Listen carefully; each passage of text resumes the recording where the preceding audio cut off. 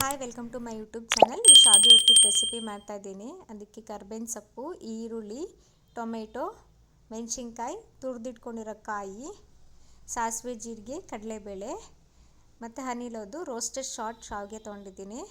ಒಂದು ಬಾಣಲಿಗೆ ಸ್ವಲ್ಪ ಎಣ್ಣೆ ಹಾಕಿ ಸಾಸಿವೆ, ಜೀರಿಗೆ, ಕಡಲೆಬೇಳೆ ಮತ್ತು ಸ್ವಲ್ಪ ಇಂಗು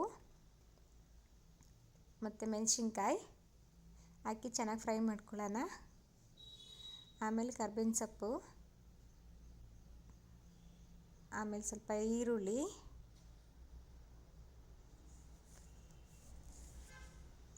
ಎಲ್ಲ ಚೆನ್ನಾಗಿ ಫ್ರೈ ಆದಮೇಲೆ ಟೊಮೆಟೊ ಹಾಕ್ಕೊಂಡು ಫ್ರೈ ಮಾಡ್ಕೊಳ್ಳೋಣ. ಟೊಮೆಟೊ ಸ್ವಲ್ಪ ಸಾಫ್ಟ್ ಆಗೋ ತನಕ ಫ್ರೈ ಮಾಡ್ಕೊಳ್ಳೋಣ.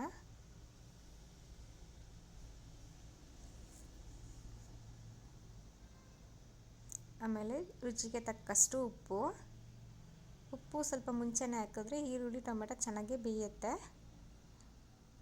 ಉಪ್ಪು ಹಾಕಿದ್ಮೇಲೆ ಚೆನ್ನಾಗಿ ಮಿಕ್ಸ್ ಮಾಡ್ಕೊಳ್ಳೋಣ.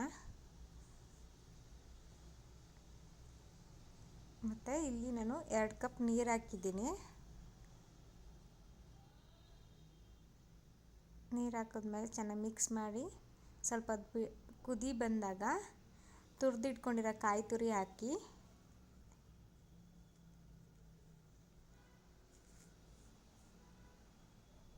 ನೋಡಿ, ಕುದಿ ಬರ್ತಾ ಇದೆ. ಚೆನ್ನಾಗಿ ಮಿಕ್ಸ್ ಮಾಡ್ಕೊಳ್ಳೋಣ.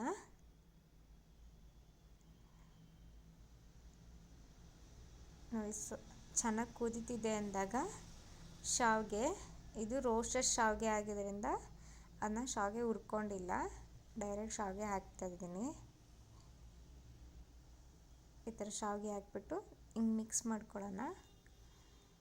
ಈ ಶಾವಿಗೆ ಪುಡಿ ಮಾಡಿ ಹಾಕ್ಕೊಬಾರ್ದು, ಅದು ಹೆಂಗಿದೆ ಹಂಗೆ ಹಾಕ್ಕೊಂಡ್ರೆ ಉದ್ದುದ್ದಾಗಿ ಶಾವಿಗೆ ಉಪ್ಪಿಟ್ಟು ಚೆನ್ನಾಗಿರುತ್ತೆ ಅಂತ ಪುಡಿ ಮಾಡಿ ಹಾಕ್ಕೋಬಾರ್ದು. ನೋಡಿ, ಶಾವಿಗೆ ಉಪ್ಪಿಟ್ಟು ರೆಡಿ.